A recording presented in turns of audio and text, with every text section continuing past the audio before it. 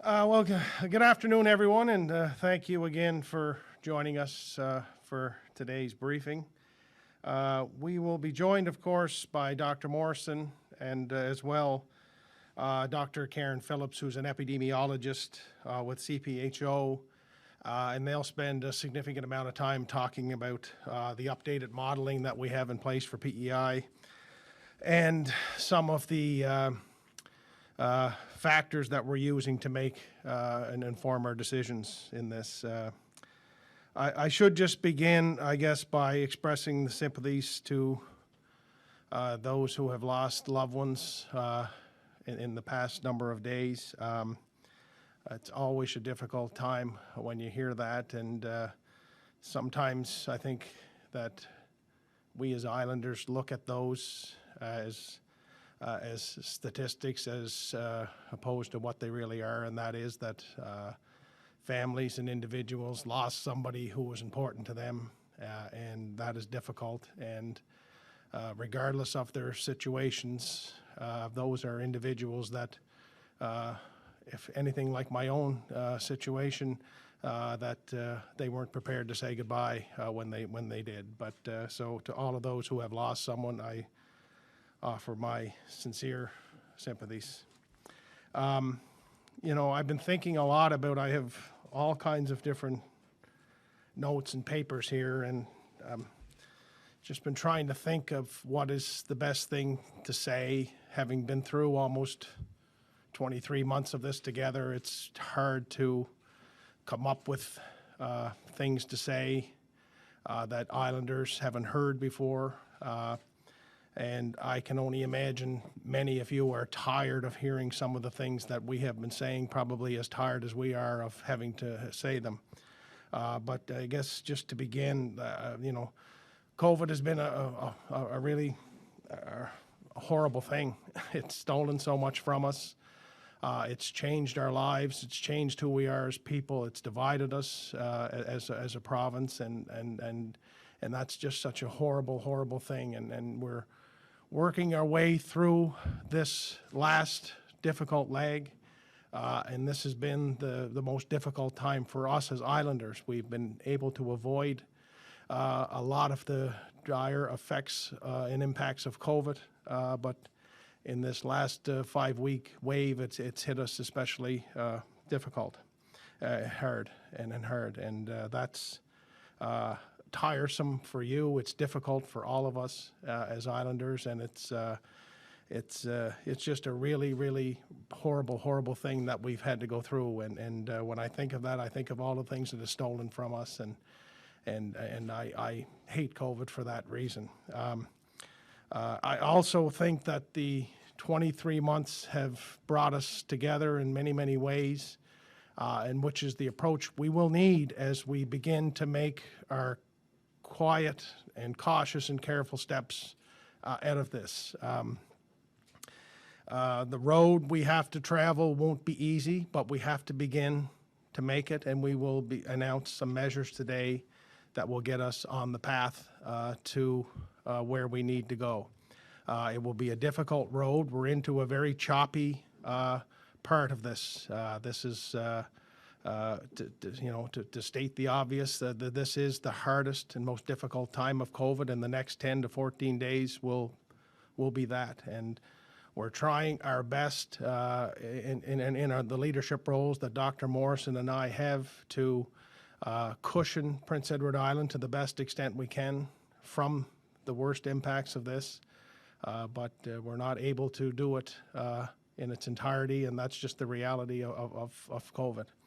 But the measures that we implemented in December, and again, the additional measures we implemented in January, have helped.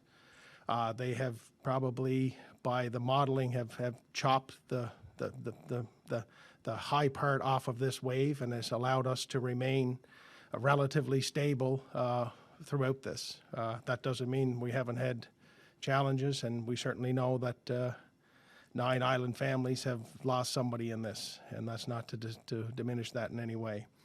But we also know, and we've also been prepared for the fact that we will need to make our steps back from this, and we're going to announce some of that today, and Dr. Morrison will share it in a moment. But we will be having in-person school beginning on the 31st. We will get our students back into school, and we know that's where they need to be. They've been out of school for well over a month, and that's brought its own challenges. Our teachers, our school administrators, our parents have been champions through this. Our kids have been champions through this, but it's time, and we need to get them back into school, and we will talk about that a little bit more today, and there will be a full briefing tomorrow with Dr. Morrison and some education officials on what that back to school will look like. And we will also begin to make our way back. As I said, it won't be without our challenges. We will see cases continue, and that's the reality of what we're living with today. And I would just say again to all Islanders, this is a difficult time, but we will get through it. If we continue to stay together, we will get through this. We will work our way through this together. And there is an end coming to this, for sure. So Dr. Morrison, I deviated from all of my notes, but maybe you can stick to yours and give us the most up-to-date COVID information, as well as some of the plans to get on the road to walk our way back to some kind of normalcy. Thank you, Premier, and good afternoon. It is the hardest part for all of us at this point in the pandemic, and it's rough to have this hardest part 23 months into it. It feels like we're in for sort of a rough landing or a really tough road ashore as we get there. But I am optimistic that we will get there. And the Premier, you referenced that we're going to do this together the way we've done it through the last 23 months. And I am hopeful and I am optimistic. And it's really one of the first times I know that there is an end in sight. We've talked about it so many times, it's hard to have that certainty. But I really think that based on what we're seeing internationally, nationally, and even regionally, that we will be in a very different place as a province a few weeks from now than we are now, presently. So today, really, I'm just going to talk about the situation here in P.E.I, spend a few minutes on modeling, and then some of the recommendations effective January 31st. As of 8 o'clock this morning, there are 255 new cases of COVID-19 to report, bringing our total active cases to 2,640 and overall 6,800 since the pandemic began. Over the last 7 days, we've had an average of 242 cases per day. There are presently 14 people in hospital being treated for COVID-19, including 2 people in intensive care. In addition, there are 2 people in hospital who are positive and are being treated primarily for illnesses other than COVID-19. In terms of outbreaks, there are outbreaks in 7 long-term care facilities, including a new outbreak at South Shore Villa, as well as Atlantic Baptist Nursing Home, Garden Home, Clinton View Lodge, Somerset Manor, Andrews of Park West, and Beach Grove Home. There are outbreaks at 2 community care facilities, including Miscouche Villa and Bevan Lodge. As of this morning, there are 17 early learning childcare centers with cases or outbreaks of COVID-19. 2 centers are open, 2 are closed, and 13 are open with modified or limited services. There are outbreaks in other congregate settings, including the population that accesses shelter and outreach services in Charlottetown, Prince County Correctional Center, Provincial Correctional Center, Provincial Addiction Treatment Facility, and St. Eleanor's House. In addition, we know there are outbreaks at numerous workplaces across the province. We reported our first deaths related to COVID-19 on January 14th. In total, 9 people have passed away related to COVID-19.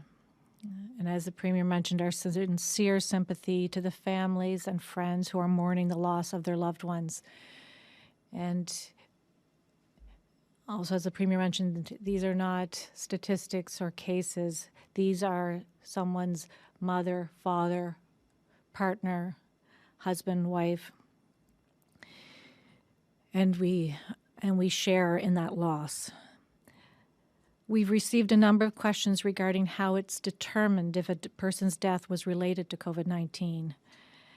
In essence, if the attending physician believes that COVID-19 was the cause of death or a contributing factor, then it is classified as a COVID-19 related death. And this is the same criteria used for any other communicable disease or illness such as influenza, stroke, or cancer. It's important that we capture and record the cause of death accurately and consistently for the purpose of disease surveillance and monitoring. During the last week, we reported almost 2,000 new cases of COVID-19. The largest proportion of cases, 38%, occurred in individuals between the ages of 20 and 39 years of age, followed by 25% in individuals between the ages of 40 and 59. 238 cases, or 12%, were in children under the age of 12. Now I'm going to see if I can just switch over to show some slides regarding our indicators and modeling. And I don't know how that's going to work from a televised point of view, but I can see the screen, and so maybe I'll speak to it, and I'm not sure what the best option is. Okay. Okay. Dr. Morrison. Right. Okay.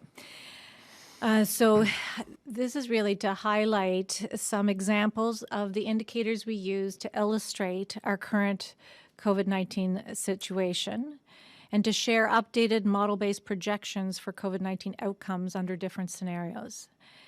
Recognizing, and that we've talked about this here before, that models are imperfect and just one of many tools used to inform our public health response. So we've spoken about it here previously, about what indicators we look at, and we've been following different indicators throughout the pandemic, but more recently we've really been focusing on some of these indicators, and there are daily cases, our hospitalizations, and our trends related to those hospitalizations, our test percent positivity, our test percent positivity at our point of entry, the percent of cases that are unlinked, our outbreaks, our vaccination rates, and also regularly looking at regional, national, and the international situation. So for over 2 years now, these indicators have been tracked, and their trends are used to inform our response. So in the next couple of slides, I'll share examples of some of these indicators that illustrate our situation and contribute to the implementation and timing of the circuit breaker. This is a chart of daily new COVID-19 cases, with the number of new cases per day shown by the orange bars and the 7-day average of new cases per day shown by the black line. As you can see, the number of new cases had been rapidly increasing since the end of December 2021. Now, and then in the last number of days, you can see a decreasing trend, certainly over that last week. For P.E.I., there is confidence in COVID-19 surveillance, as COVID-19 testing capacity has been maintained by focusing testing clinics to those of highest risk to be infected. This is another example of one of the indicators. It's a chart of the daily COVID-19 tests, with the number of tests per day shown by the orange bars and the 7-day average of percent positivity shown by the black line. Percent positivity is, as it sounds, the percentage of COVID-19 tests performed that are positive. Percent positivity had been increasing since mid-December, and signs of leveling off have been seen in recent days. Percent positivity was over 20% as of January 22nd. This was considered high and suggested high infection rates and widespread infection. It is now, over the last 7 days, the average is 18%. This is yet another example of a chart related to our COVID-19 hospitalizations, with the number of cases in hospitals shown by the blue bars and the 7-day average of cases in hospitals shown by the black line. As you can see, the number of hospitalizations have been increasing since the end of December 2021. And maintaining healthcare capacity is important for everyone in P.E.I. And of course, the impact of this trend on healthcare is concerning. But it also, we've said that hospitalizations tend to be a lagging indicator when you look at cases versus hospitalizations. This indicator is really about vaccine uptake, and indicators that really are positive trends in P.E.I. have been related to the COVID-19 immunization. Being vaccinated is the single most effective measure for reducing the burden of illness related to COVID-19. Data from British Columbia, for instance, shows that being unvaccinated is the strongest risk factor for severe illness requiring hospitalization or critical care. As of Saturday, January 22nd, 96.3% of island residents aged 12 and over have received at least one dose of vaccine, and 93.1% are fully vaccinated. Among children aged 5 to 11, 64% have received at least one dose of vaccine, and this age group began getting their second doses last week. Getting your children aged 5 to 11 vaccinated will protect them from serious consequences related to COVID-19, including hospitalization and multisystem inflammatory syndrome. I urge parents and guardians to get their children vaccinated to protect them against COVID-19. Over 48,000 island residents have received their third dose of COVID-19, and getting your booster when eligible is highly effective at preventing severe outcomes related to COVID-19, including hospitalizations. Getting a booster improves our level of protection against COVID-19, and if you do get it, you will be much less likely to require hospital care. However, there are still 24,000 people who are eligible to get their boosters and have not yet done so, so please get your booster as soon as you are eligible. There are vaccine appointments available across the province for people to receive first, second, and booster doses, as well as for children aged 5 to 11. This is now not the time to be complacent about being vaccinated. It continues to be the time to roll up your sleeve and get immunized against COVID-19. Another tool used to inform public health response in P.E.I. is modeling of COVID-19 spread and its impacts. Throughout the pandemic, modeling for Canada, P.E.I. and other jurisdictions has been informative for decision-making. While modeling is not a crystal ball that can predict what will happen, it can provide forecasts of what may happen under different scenarios. And the next two slides show model forecasts created using data from P.E.I. nationally and internationally. These two charts show forecasts of daily new cases and hospitalizations if circuit breaker restrictions were not implemented on January 19th. The yellow curve on the left shows the 7-day average prediction of the number of new cases per day, and the pink curve shows the prediction of hospitalizations on the right. The red lines show real 7-day averages of new cases and hospitalizations in P.E.I. When interpreting model predictions, one should always compare to multi-day averages of real data. Without a circuit breaker, P.E.I. was expected to average, and you can sort of see, it's hard to see all the numbers, but over 300 cases a day for a number of weeks.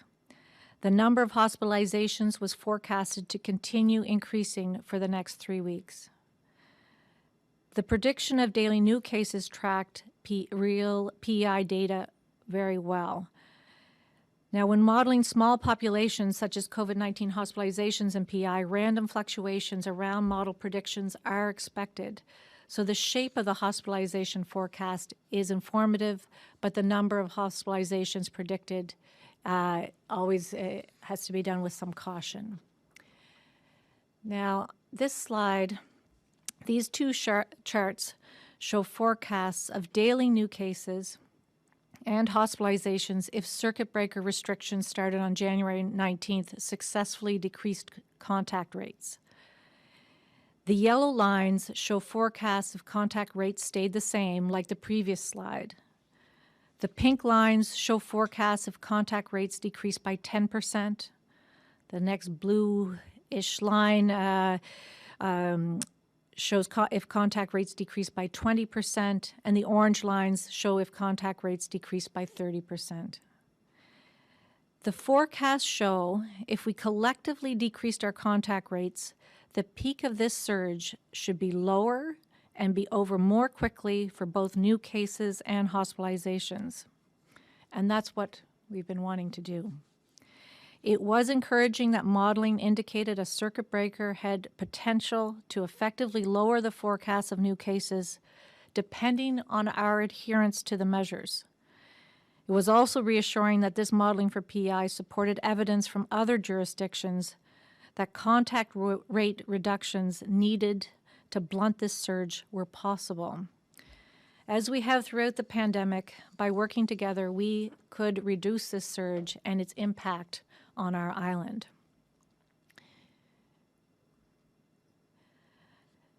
We can also use these charts to try to estimate the impact of the circuit breaker had on our contact rates so far. The forecast for average daily cases without a circuit breaker was over 300 for today. And here, over the last 7 days, there have been an average of 242 new cases per day. So the model forecast that most closely predicted that average on this date was the purple or blue line, where contact rates decreased by 20% when circuit breaker restrictions began. And this is a positive sign that islanders again responded to each other, changing our behavior and interactions over the last week to 10 days. It's important to point out that the shape of the forecast assumes contact rates are not relaxed following the start of the circuit breaker. However, when restrictions will be relaxed and new cases will likely increase again, but it's how well we've been able to suppress some of these numbers to make sure that we can manage that increased number of cases when we go forward. Surveillance is in place to detect such increases as quickly as possible, and changes can be made to address increases as necessary. So I'll leave that for now. I'm sure there'll be questions. That was almost more of a technical kind of briefing, but I know there have been questions about that. So last week, as we've talked about, additional measures were implemented in response to the concerning trends in a number of our key indicators, including our 7-day average of new cases, our increasing number of facility-based outbreaks, the number of cases attributed to community spread, and increasing hospitalizations and ICU admissions. The purpose of the current measures in place until January 31st was to limit contact between individuals and thereby limit spread of COVID-19. Based on the modeling, it's apparent that these measures were effective, and islanders did decrease the amount of contact they had with other people. But these measures are not without impact on individuals, families, businesses, and organizations. Thank you to all islanders for their continued support, cooperation, and understanding. As a first step towards easing out of this wave of COVID-19, I have made the following recommendations. And this would be effective on the 31st of January. And the first one, the Premier's already mentioned, that the Department of made the recommendation to the Department of Education and Lifelong Learning that all K-12 public and private schools can reopen to in-class learning on January 31st, as per the most recent back-to-school guidance, with enhanced measures, including masking, testing, and cohorting. In addition, in terms of the measures on January 31st, and I think we have to mention this, that we already had restrictive measures in place, that we had put more in place in December, and that they were really fairly restrictive until this last circuit breaker type measures. But it would be back to personal gatherings, household with a steady and consistent maximum 10 people. And individuals would be encouraged to continue to keep their circle of contacts as small as possible. Organized gatherings of one cohort of 50, provided there is physical distancing between people of different households. And this would apply to faith gatherings and wedding and funeral ceremonies. Wedding and funeral receptions would still not be permitted, but team practices and recreational activities can occur up to 20 consistent individuals. Day camps would be permitted in groups up to 20 people. Fitness facilities can open with up to 50% capacity and physical distancing. In-room dining can resume with up to 50% capacity with 6 feet of distance between tables and maximum table size of 10 people. And food premises and licensed establishments would continue to stop food and beverage service at 11 p.m. and close by midnight. People must be seated to eat or drink. Standing receptions where food and drink are served are not permitted. No dance floors or karaoke. Masks cannot be removed when seated at indoor events, even when there is physical distancing of 6 feet.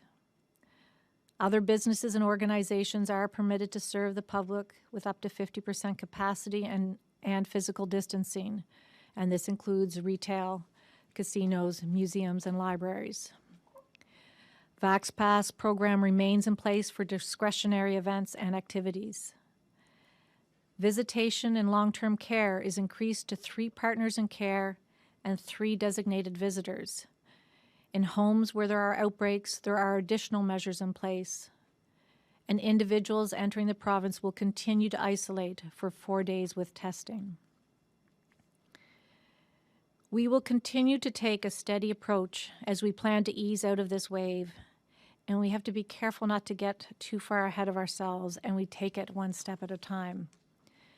We will be monitoring indicators and COVID-19 activity in P.E.I. on a regular basis and making decisions regarding further easing of measures. Our top priority is for students and staff to return to in-class learning as safely as possible. It is important that we take every reasonable step to support the reopening of our K-12 public and private schools. There will be additional information shared publicly later this week, I guess it sounds like tomorrow, regarding what measures are in place and plans to deal with situations when there are cases of COVID-19 in school settings. We know that safety in schools does not mean they are COVID-free. As we are experiencing firsthand, we cannot stop Omicron. We can only slow it down and flatten the curve, and we have spoken about this really since the beginning of the pandemic.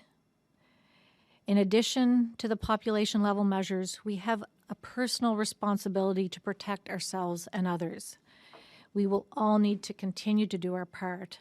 This means we should get vaccinated, including a booster, wear a good quality mask properly, limit our circle of contacts and social activities, stay home from work and activities if we are sick, and get tested at a clinic if we have symptoms of COVID-19. And really, if we want to walk out of this with minimal impact, we all need to do all of these things really well. We are navigating through a very challenging period of this global pandemic. And I know staff working in healthcare are under great strain, so certainly our thanks and reaching out to your healthcare provider and taking that time to do so to offer your support is certainly appreciated. Despite the impact of Omicron on our health system and our daily lives, as I mentioned in the beginning, I am optimistic that once we get through the next few weeks, things will get better, and that by spring, our situation will be much improved. As we continue to chart our course through these choppy waters, we know we will get through this. Although I know the Premier and I think, wonder some days, but together by taking it one day at a time, one step at a time. And something we have said all through, let us continue to be patient and kind. So thank you. Well, thank you very much, Dr. Morrison. That is certainly a lot for everyone to try to comprehend, in particular the modeling, and just, I hope, gives many at least a snapshot of insight into all of the factors that go into making these decisions that we have been making and have been making all along. So thank you for that. And I would also remind the media that Dr. Phillips, one of our epidemiologists, is on the line as well if you need more clarification on that. But let's turn it over to questions from our friends in the media, beginning with Alison Jenkins from The Guardian. Yes, thank you very much. I have a question around people who have recovered from COVID. With so many people recovering from COVID, what happens if you have had COVID and have recovered from it and then are later named as a close contact? So, Alison, that's a great question, and we've actually, I think, just clarified some of the language around that on the website as well. So it probably wasn't there last week, but it should be there now. And for exactly that reason. So if you've had a recent diagnosis and you've recovered from COVID, not, and we're putting some parameters of dates around it because the reinfection rate with Omicron is quite different than if you had a previous strain. So if you've been diagnosed more recently with COVID and have recovered, and you're named as a close contact, you would not have to isolate in the same way. So you wouldn't have that 4-day isolation period, assuming you're fully vaccinated. So that language is it should be up there on the website now, but we were getting definitely questions about it with more people having had COVID and recovered. Okay. Thank you. And can you explain the interval of time between the second dose and a booster shot for adults and the first dose and the second dose for children? Okay, so the interval between the first and second doses for both adults and children, it's recommended to be a minimum of 8 weeks. Okay. And so that part is very similar. And they know that that's sort of based on what we know about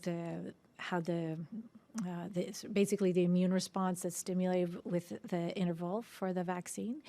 That's what we would want between the first 2 doses. And then the booster dose then is that 6 months later. At this point in time, there's no recommendation around booster doses for children or youth, but the National Advisory Committee on Immunization will continue to look at that evidence over time, but at this point, I think that's what you were possibly asking. It is, yeah. There had been some questions as to, is it 2 months or is it 8 weeks? Which, if you do the math, it adds up kind of differently. Okay. If you just go date to date. So, but for the 6-month situation, does that mean that today, January 26th, that anyone who had their second dose on July 26th is now eligible to book a booster? Absolutely. So we've said 6 months, but we've also said, and I think it's on the website too, really the important vaccinated. So if it's 5.5 months and you want to get, you've booked to have your vaccine and it's 5.5 months, absolutely. We want you to get it, and the Premier and I finally got in to get ours. Excellent. I'm glad we didn't delay it too much. We canceled, had to rebook a number of times, but So that's really, it's to try to get in. And the same thing, whether it's 2 months or 8 weeks, and then you're there a few days early, those certainly, we don't want to be turning people away, but we want to make sure that that people are aware that interval is really important to provide the best protection long-term. Okay. And that's really, we don't want to give a vaccine that's not going to provide the longer-lasting, better protection. Okay, great. Okay. And has there been much confusion about that? Is that perhaps why people aren't going for their boosters? Is because they're wondering, is it 6 weeks? Is it 6 months, or is it my time yet? I know it's been talked about really since really after Christmas with Health P.E.I. and the booking clinics. I think they're trying to make sure that language is on the website around 5.5 months. Even though we've said right along it's 6 months. I'm not sure that's it, or if people just are thinking, well, maybe I'll wait, or maybe I'll get COVID. But it's really important, even if you've had COVID, once you've recovered, to get vaccinated. Every week, every day, we are seeing evidence and the studies coming out from other places that really show the booster dose is going to protect you, that's probably more important at this point in time than we knew a couple months ago. Okay. I do have one more question, if I may. We were kind of wondering why the numbers weren't going down, but it looks like from the modeling they are going down a little bit. Wondering how much, are we going to continue to see that, even though we're changing some of the rules? Well, I do think when we go back to school, we will likely see cases increase. And with all these modeling, we know that when we ease up measures, that the cases may go back up. And that has to do with more contacts, but by having reduced and suppressed some of those cases, we hope that we can also, from a capacity point of view, still manage that slight increase in cases.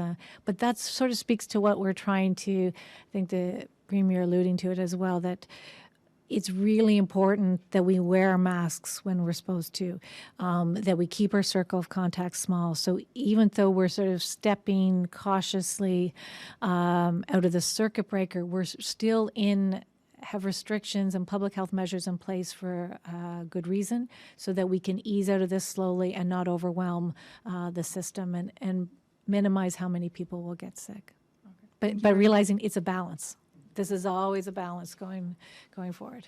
Great. So, thank you very much. You're welcome. Morrison, Julianne, Radio Bonjour. Canada, bonjour. Bonjour, good afternoon to you both. I'm going to ask my question in English, so I would like an answer in both language. Premier, you just said earlier, it was time to go back to school. It was time to reopen. So today, it's the time. Last week, you said to me, it was the time to put some new restrictions, and today, it's the time to reopen. What we're announcing today is our taking the steps back beginning on Monday, the 31st, and not today. Have been asked by teachers and others to give as much advanced planning time as possible. So that's what we're doing. We put in place the latest measures because we wanted to take a 2-week interval, and we will do that. And based on some of the modeling, et cetera, that you've seen, there's a level of comfort wrapped in a lot of trepidation, of course, but there's a level of comfort from our health professionals to begin to, as Dr. Morrison has so eloquently said, to walk our way out of this. It's also important for everyone to remember that what we're taking our first step back to is quite a restrictive level of life. It's nowhere near what we would call normal. It's nowhere near what we hope to get to at some point. But it is that first journey back that starts with one step is to get back to there. So we will monitor this every day as we have throughout. We expect to see an increase in cases when we bring 20,000 students and teachers and staff back into a more normalized setting. As Dr. Morrison said, that's likely to, if there's COVID in the community, there will be COVID in the school, and I think we're prepared for that. But a couple of things that mean a lot to me in particular that Dr. Morrison has shared with me is that, the high percentage of cases that we have are in a age group that tend to do better from a health perspective if they do, or if they are positive. That's a good thing. We have a very high vaccination rate of 3 doses with the over 60 age bracket, which tends to be the age group that has the worst, or could be impacted more negatively through that. So those are things that are important to us. But we know Omicron is here, COVID is here. It's not going away. We can't will it away. We can't stop it. We've slowed it. And we continue to try to take that approach to slowly walk our way out of this one step at a time. And the road forward is one we have to walk. And that's what we're doing, and that's what we're looking to on the 31st, those first cautious steps. But it's not; these aren't easy decisions to get to, as you know, and it's. I know very many different islanders have different viewpoints and positions on that, and we are taking the best information that we have and trying to share it, and to make the decisions to go forward, and then that's where we stand today. Bonjour, and maybe I'll just add in English, we do have 66% of those who are aged 60 years of age and older who do have their booster. Speaking to that number, that's something we're certainly monitoring, and over 80% of those 80 years of age and older have had their booster. The one, and I just, before I forget, one of the things I didn't mention was that some of the measures we've had in place, we really feel have been working to slow that incline that we saw on those graphs since December. The fact that we had the measures in place didn't make it as steep as it would have been if we didn't have those measures in place. And I think that's important to note. Alors, en français, on a pris 2 semaines sans école en classe, en personne. Et puis, et on sait qu'on commence à lundi, on va avoir plus de cas. Mais on a plusieurs mesures en place pour s'assurer qu'on a ça va être pas si grand nombre que ça. Alors, les tests, on a les cohorts, on a les masques à l'école. On fait tout ça pour essayer de continuer à l'école, d'avoir pas autant de nombre de personnes qui ont COVID avec étudiants et les personnes qui enseignent. Et puis, on va quand même mesurer chaque jour qu'est-ce qu'on voit. On sait que la meilleure place pour les enfants, c'est d'être en classe, en personne. C'est tous les études qui montrent que c'est en classe que les doit être. Même s'il y a quelques-unes de mes propres enfants qui ne vont pas, ils aimeraient rester chez nous. Mais ça, c'est pour les enfants, c'est meilleur. Alors, c'est avec... on ne sait pas exactement qu'est-ce qui va arriver, mais on sait dans quelques semaines, on va, j'espère, être à une place meilleure qu'aujourd'hui. Est-ce que vous vous attendez à avoir une reprise des cas à la hausse avec ces réouvertures? Vous l'avez montré dans les graphiques, les cas sont à la baisse. Les hospitalisations sont quand même assez stables. Est-ce que ça vous donne une indication que finalement, lundi, on va réouvrir, mais les hospitalisations pourraient repartir à la hausse? Oui, on sait que les personnes à l'hôpital, ça vient après le grand nombre de cas. Alors, mais on veut et on veut que l'hôpital ait la capacité de prendre soin des personnes avec COVID et aussi de prendre soin des personnes sans COVID. Alors, j'espère qu'on va avoir pas tellement de personnes à l'hôpital, mais le nombre qu'il y en a, on peut en prendre soin d'eux. Je pense que c'est entre comme les 2 semaines qui suivent qu'on va voir le plus grand nombre de personnes à l'hôpital, jusqu'à peut-être le 9 février. Donc, ça va être, selon vous, le 9 février, ça serait le pic des hospitalisations à l'île du Prince-Édouard. C'est vraiment, on regarde crystal ball, mais ça dépend vraiment qu'est-ce qui arrive avec les cas. Mais à ce moment, ça montre ce qu'on voit, c'est le plus grand nombre entre le 2 et le 9 de février. Mais ça peut quand même changer chaque jour. Et chaque jour, on met les normes qui changent, qui peuvent changer. My last question in English for you both.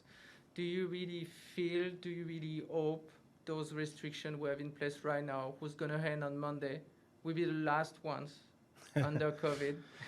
I know you don't have a crystal ball, but... Well, I'll answer that first. I sure hope they are. I sure hope that we can make our way back slowly, but safely, and to get there. I think that, I can't imagine any Islander or any Canadian would say they are fans of lockdowns or these things, and I would add myself in that category. I mean, that's the last thing you really want to be having to implement. We've had to do it because for the reasons that we've shared for many months. But yeah, I really hope it is. But we have to let the science and the data guide us. All indications are that we as a country seem to be cresting when it comes to Omicron, but that doesn't mean it disappears. I mean, that doesn't mean it just vanishes. It's still here amongst us. And as Dr. Morrison has said time and again, that we need to continue to practice a lot of self-discipline, to be careful, to be mindful if you're going to school, and we know you need to go see your grandmother or grandfather because it's important. But if those individuals are immunocompromised in some way, to be very careful with your interactions, because they could be problematic down the road. So there's a certain amount of that all of us have to sort of take that on as well, to be careful and mindful. And I certainly hope there will come a time sooner rather than later that each individual will be able to make those decisions instead of government having to implement them on a broader scale. But yeah, I certainly hope that this is behind us. But COVID has given and taken a lot from us over the last 23 months, and you have to be prepared for all aspects of that. Alors, vraiment, juste en français, j'espère que c'est la dernière fois qu'on a assez de restrictions et puis on vraiment va commencer de voir les mesures qui sont chaque quelques semaines, vraiment. J'espère qu'on va marcher petit par petit pas hors de ces mesures. Alors, j'espère comme tout le monde. C'est la dernière fois. Merci. Merci, Julien. We'll go to our online questions from our friends in the media. Brittany Spencer, CBC.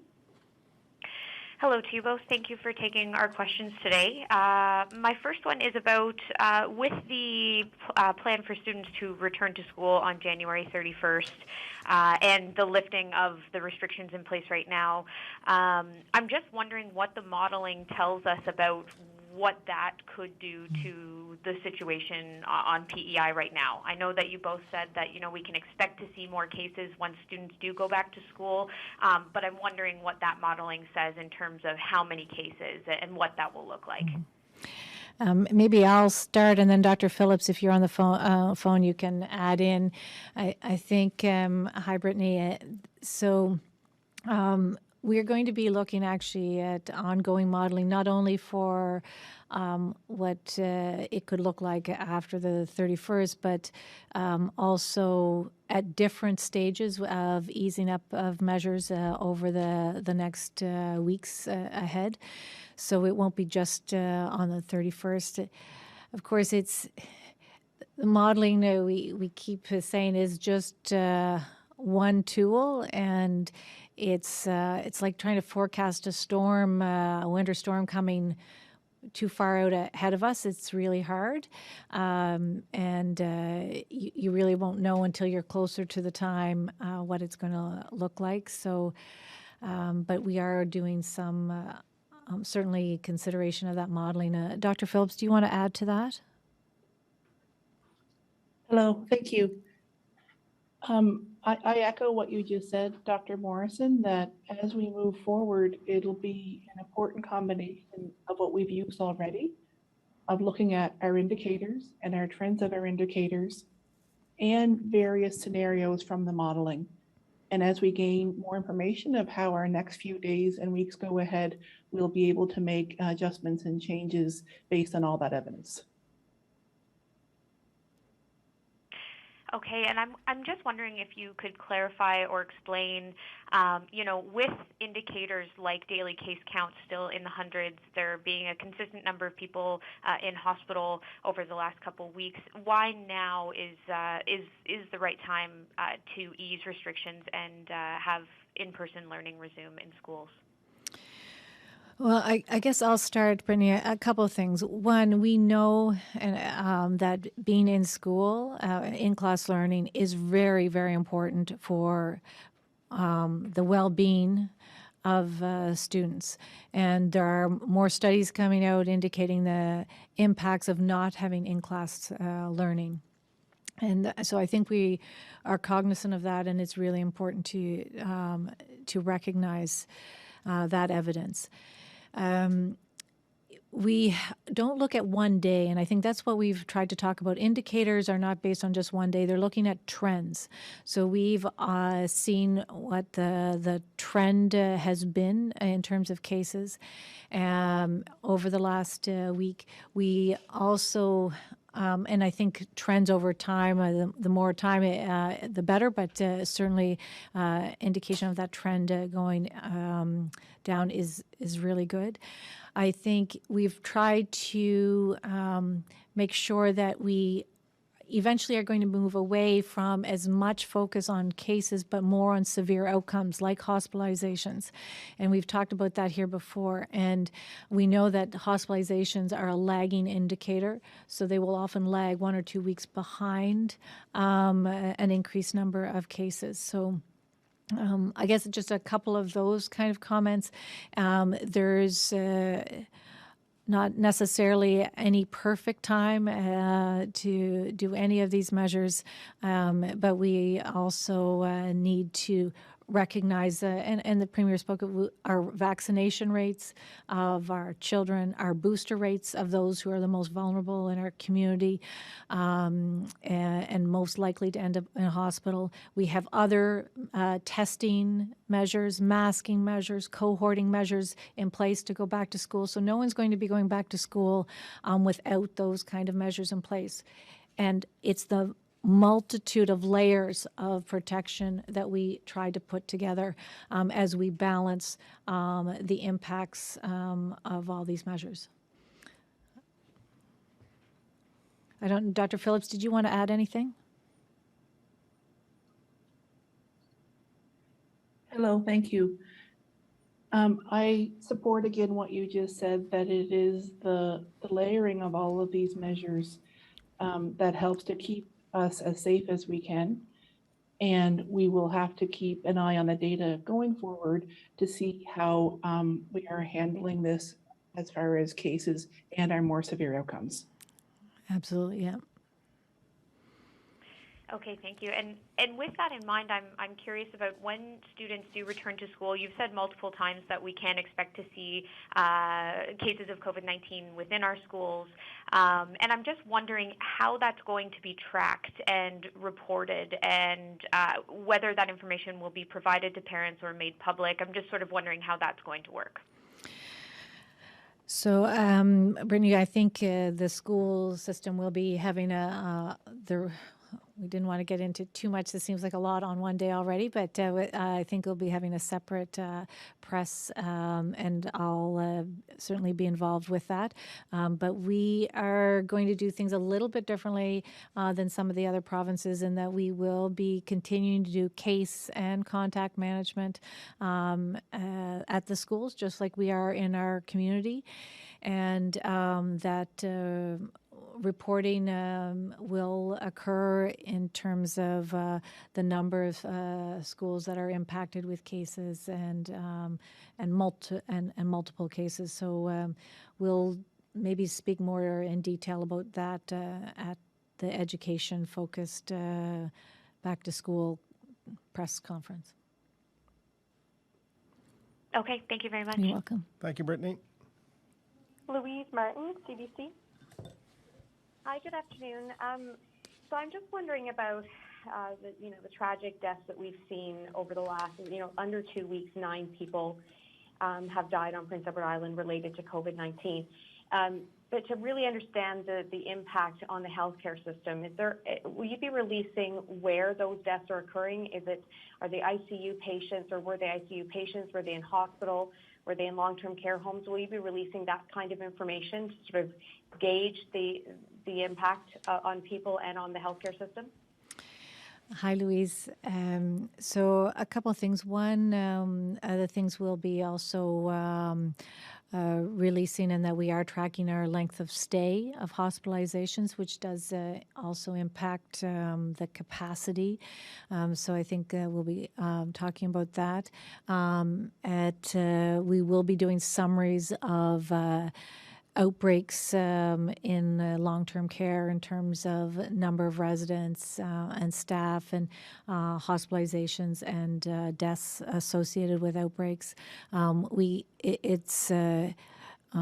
can't do it every day, as you can imagine. There's a lot of information to pull together, and I think there are a lot of different scenarios in terms of when people are in hospital, moving from ICU to medical unit to ICU. Sometimes people recovering while they're still in ICU, but their period of time that they're infectious for COVID is finished.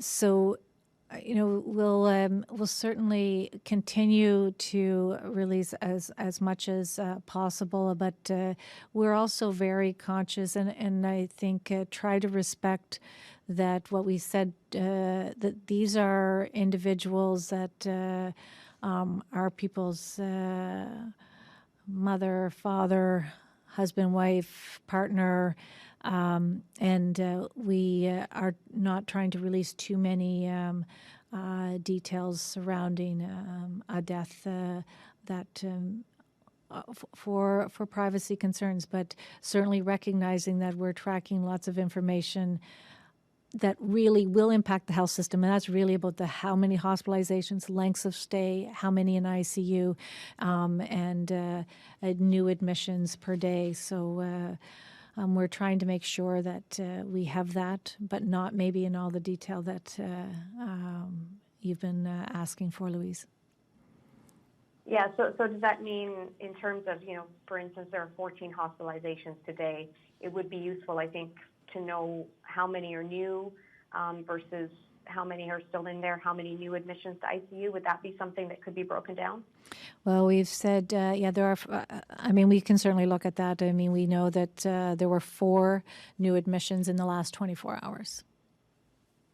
Okay, thank you very much for that. Yeah. I'm wondering about how effective the measures like isolation mandates and testing at the border. Where are you seeing patterns of transmission? Last time, I think you said was it 30% were not related to travel. So why do we need, if we have widespread community transmission, what good is having a 4-day isolation period when, in fact, PEI has the highest caseload per capita now in the country? Well, a couple comments. One, we are doing testing because we're able to still do that here in a way that's other provinces have exceeded their capacity to do the testing. So it's really important.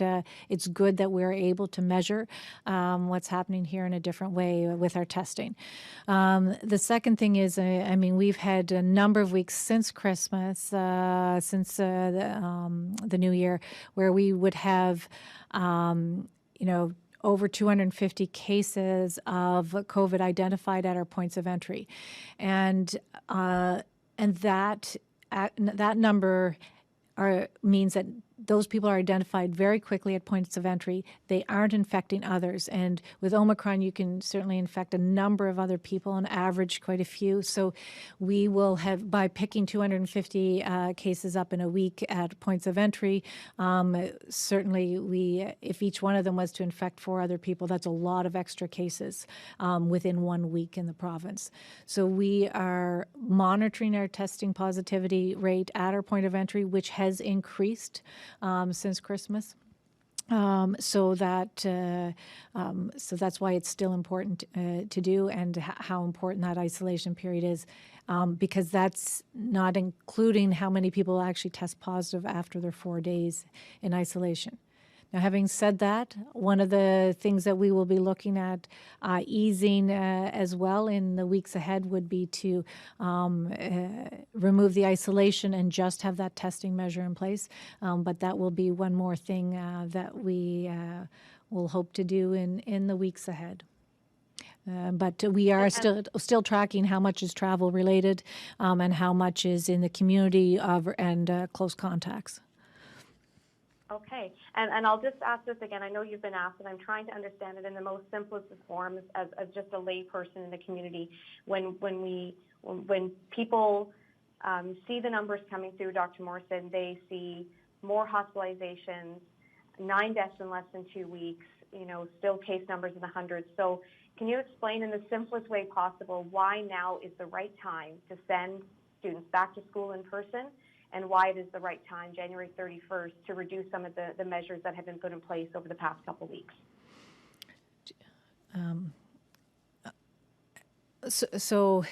Louise, I feel like I'm glad you asked me again, because if it's not clear, I have been trying to answer it. So there's no right time, but we know that the best place for children and students to be is in class learning. There are more studies all the time that show the impacts of not being in class, and we have to balance what we know is certainly best for the students as well as their health. So we're trying to look at all that information. We talked about the decreasing trend in cases, the leveling off of percent positivity. Since the enhanced measures were put in place. We know that the measures we put in place in December were making a difference as well in terms of limiting how many and how fast Omicron was spreading here. And we know that the other measures that we're going to have in place in the school and in the community and our personal public health measures will be really key, not just on Monday, the 31st, but in the weeks ahead. So if things change, we always will adjust, and we have all the way through. And I think we have layers of protection. We are trying to walk our way out of this 4th wave. And of course, the hospitalizations are of grave concern. As you say, the loss of any life in this province related to COVID is not what we wanted to see, and it impacts us all. We've had really the lowest, we were the only province in the country that did not have a death related to COVID for 22 months, and would still have one of the lowest death rates per capita related to COVID in the country. But do we know for sure it's the right time? It's hard to know, but we are really I think New Brunswick and P.E.I would probably be the last couple of provinces to have our students go back to in-class learning on Monday. And recognizing that we are having more measures in place when they go back to school with our testing, our masking, our cohorting, and everyone sort of following other strict in the community measures that really are fairly restrictive. I don't know if you want to add anything, Premier. So the only thing I would say is there's 159,998 people who will be able to look back in a week and say, we should have did this, or we shouldn't have did that, or I would have did this, and I would have done that. And I guess we're the only two who don't get to do that. So we're trying to get the best information and share it, and to carefully walk our way back through the most difficult time of COVID. And that's where we're at today. Thank you for that. Thank you to you both. Thank you, Louise. Terry Campbell, CBC. I just want to pick up on the school thing just quickly and then ask a question or two about long COVID, if I could. I mean, this is just from a kind of a personal point of view, but I know there's going to be a lot of families that are kind of wrestling with the same issues. So we have a child under 12. We're trying to get him vaccinated as quickly as we can. He's got one dose. His second appointment is the middle of next week. Then I guess it's 2 weeks for that to kick in. Now, in his case, he has asthma. So I know he really wants to be back in school. I would love for him to be there, but as a family, we're going to have to discuss, what we think the risks are. There are cases or outbreaks in 17 different daycares right now. I'm sure it's going to be going through the schools. Forget about the asthma specifically, but I just wonder what advice you have for families if maybe they have people at home that are immunocompromised or anything. What advice do you have if they're, wrestling with what to do about a return to school? I mean, I can start maybe there. Sure, yeah. And I mean, hi, Carrie. I mean, I think those are really hard decisions for parents. And there'll be all sorts of different scenarios in place. And I know some of the parents who were participating in the respite program last week or in the early learning sector had some of those same concerns. And I think it is around trying to remember about all the different layers of protection that we have in there. And we will have more cases, but we will be trying to do everything we can to limit that, the spread. But I do think some of what they've been following in some of the other provinces, especially as schools reopen, are attendance levels, because I think some parents will choose to possibly keep their children at home, or at least for a while. And so they'll be looking at those absenteeism levels as they go in. And so I don't, I think it's just what I'd say to parents, Carrie, is that it's really hard, and I understand. And that we are not going to have zero risk for anything when we go back into a school setting for any communicable disease or any other risk that happens when they're at school. And I think it's really hard as a parent to make those decisions.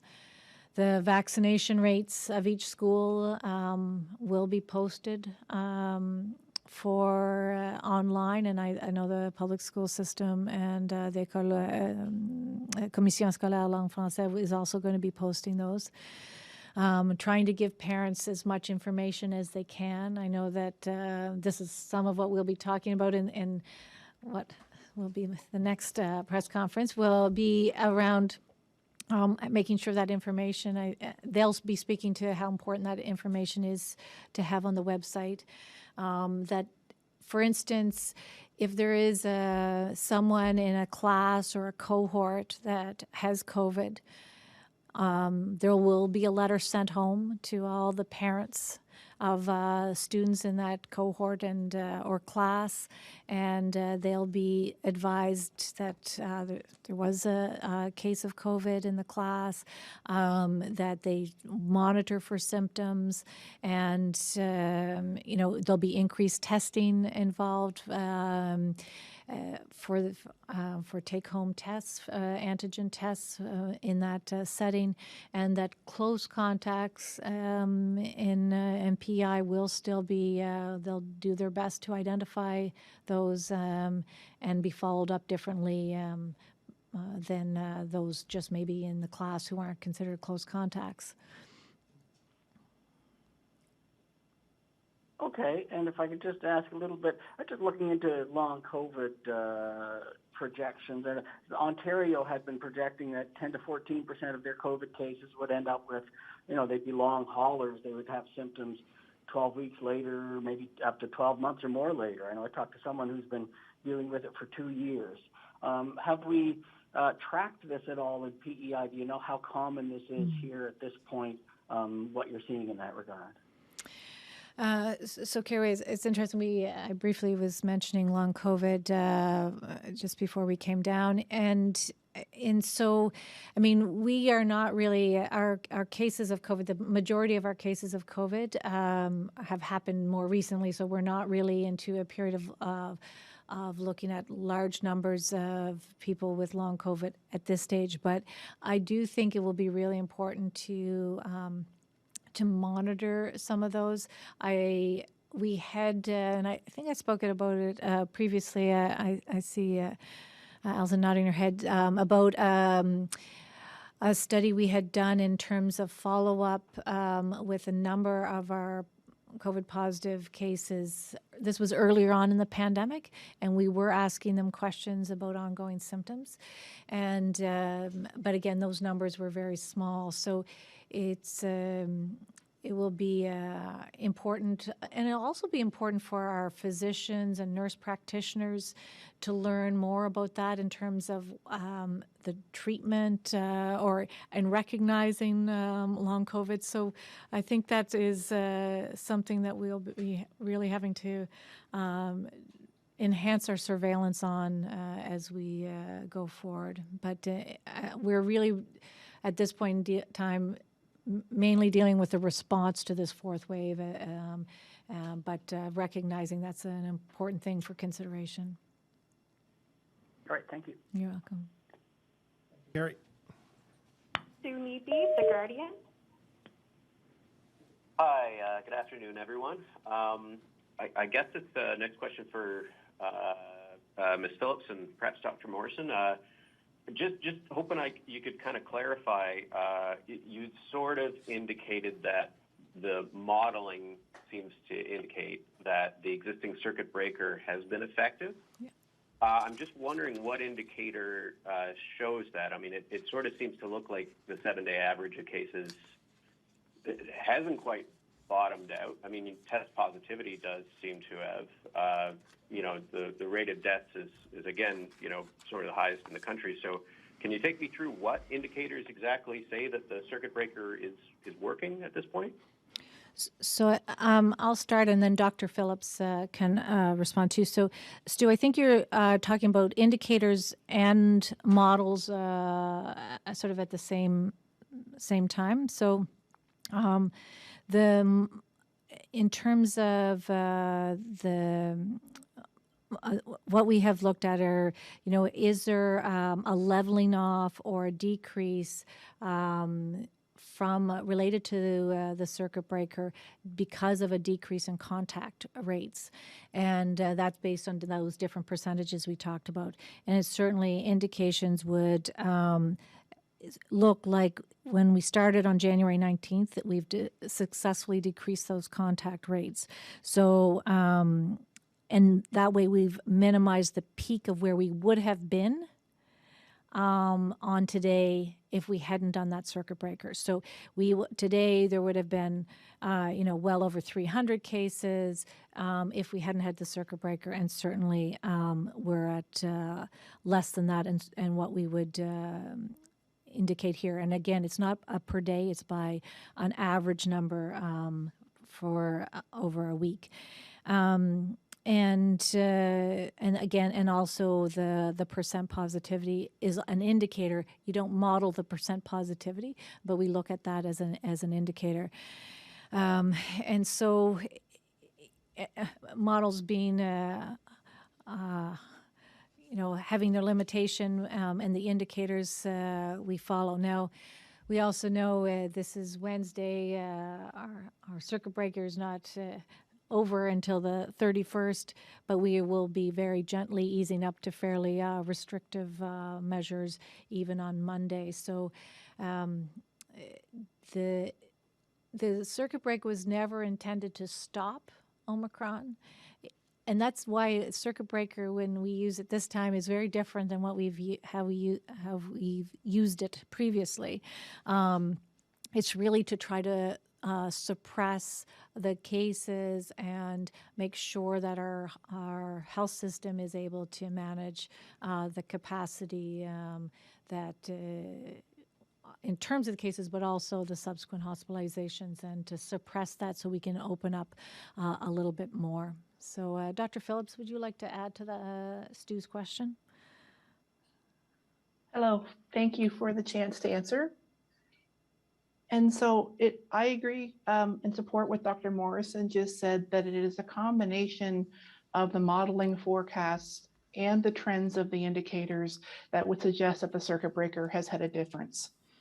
And so if you look at like over the last 7 days, there has been an average of 242 new cases per day. And for the modeling forecast, if the circuit breaker wasn't implemented on January 19th, the forecast was to have well over 300 cases for that 7-day average as of today. So that's a fairly big difference. Yep. For the trends for the indicators that Dr. Morrison shared in the presentation today, and that's daily new cases and percent positivity and hospitalizations, each of those over the last week have leveled off in their trend or even started to show signs of decreasing. And if the trend had continued as it was prior to the circuit breaker on January 19th, we would have expected those to continue to increase instead of leveling off. Thank you, Dr. Phillips. And the one thing I'll add is that it also has given that much more time in the last week to have increase our percentage of people who have had their third dose booster, as well as having well over 50%, now 64% of those aged 5 to 11 with 1 dose of vaccine. Okay, thank you both. So I guess my next question is about the long-term care outbreak situation. Over the last week, I've talked to a number of partners in care. Pretty much all of them have told me that they would like to hear specific numbers regarding the outbreak per facility. Several have also said they would also like the information of deaths associated with specific outbreaks. And I guess the reason is so that they can kind of know what's happening around their loved ones who are still in care. Some have found that the specific homes are providing information. Others are a little bit less consistent, and some have even said, go and talk to the CPHO to find out these numbers. So I guess I'm sort of wondering why, if it is sort of a bit of a public health issue, if people can't necessarily assess the risk around their relatives, that this information cannot be provided on a daily basis by the CPHO. Stu, I indicated earlier on that was certainly pulling together the numbers of residents and outcomes in each of these outbreaks was absolutely something that we're trying to track and we will report on. If you had a chance to spend a day with us in our office, it's just not that easy. It sounds really easy to pull all those numbers together, but we have we aren't a big team, and we are doing an awful lot of work trying to manage these outbreaks and communicate with these facilities multiple times a day, and amongst a number of other parts of the response. So it is all important. And but we don't want to be giving inaccurate numbers, and they're changing on an hourly basis. So we will absolutely do that. We've said we would, and we'll do that the best we can. And I'm glad certainly the facilities can speak to some of that impact themselves. But we are happy to help pull that together, and we will do so. Again, it's really important that we give accurate information, and it's just challenging when we have so many numbers and so many outbreaks at the same time. Okay, thank you. I guess my next question is, I'll direct at both Dr. Morrison and Premier King. I mean, there was a Health P.E.I. clinical operational plan from October 2020. Now, it did state that in the event of outbreaks, there would be a long-term care mobile rapid response outbreak team. This would sort of be deployed into private nursing homes, I guess, and public, that would sort of help with contact tracing, quarantining individuals. So I'm wondering if this long-term care outbreak mobile response team was actually deployed during the recent outbreaks, and if they did actually ensure that positive residents were cohorted and quarantined, I guess, away from residents who had not yet tested positive. Well, Stu, I think some of that maybe we can get Health P.E.I. to respond to as well. But I will say this, that there have been, so EMS, for instance, has gone in and helped do the testing of different cohorts and wings involved in outbreaks. And they do so really basically after there's one case identified, even before there are any other residents identified. They are given direction about staffing. There's immediate communication with infection prevention control, whether there's it's through the Health P.E.I. facilities, public facilities, or private facilities, through our office as well. They've had people go to the homes to make sure that there's compliance with some of the infection prevention and control measures. There's a great deal of back and forth and support for each of these outbreak facilities in terms of guidance.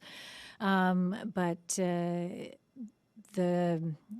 what we've also learned about COVID is probably different than earlier on in 2020 in terms of what the best approach is to manage cases and close contacts. So the staff at the private and public long-term care facilities certainly, and their administrators, their directors of nursing, they're all working to try to keep their residents safe. And they have guidance, and they've had updated guidance and direction before Christmas, after Christmas, on everything from staff testing to masking and eye protection, and then every case at a long-term care facility, they look at who the roommates. Do they have roommates? How many people on the wing? How many people in the cohort? All those things. That's part of the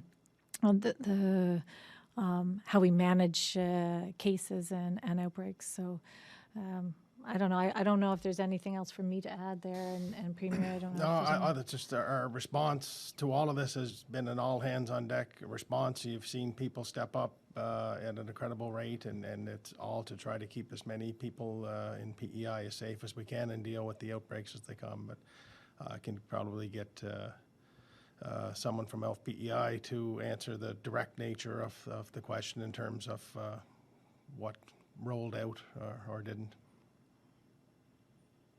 Okay, fair enough. Last thing, I mean, again, some partners in care I've talked to have reported that long-term care facilities are essentially barring access of partners in care.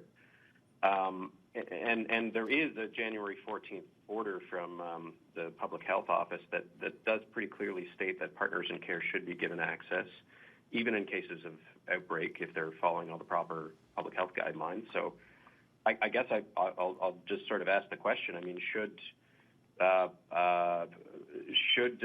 long-term care facilities that are in outbreak be allowing partners in care access, one of them, to their loved ones if they follow the public health guidelines?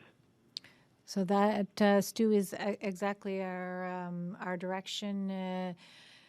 That and certainly what people have learned from the first March of 2020 and long-term care, the importance of partners in care in these facilities. So that we've said 3 partners in care, and for areas that are for facilities that do not have an outbreak, and 1 partner in care if the facility is in an outbreak, and also and so that has been our direction. We think it's important, but we understand that that may have been challenging for some of the facilities, but that is certainly our recommendation, and that's certainly part of the order as well. Okay, thank you very much. Thank you. I believe that brings an end, Dr. Morrison, to our, again, rather lengthy briefing. I want to thank you and, of course, Dr. Phillips as well, and all the staff at CPHO for their continued hard work, and to Islanders, just continue to work together and to get through this difficult time. So thank you very much.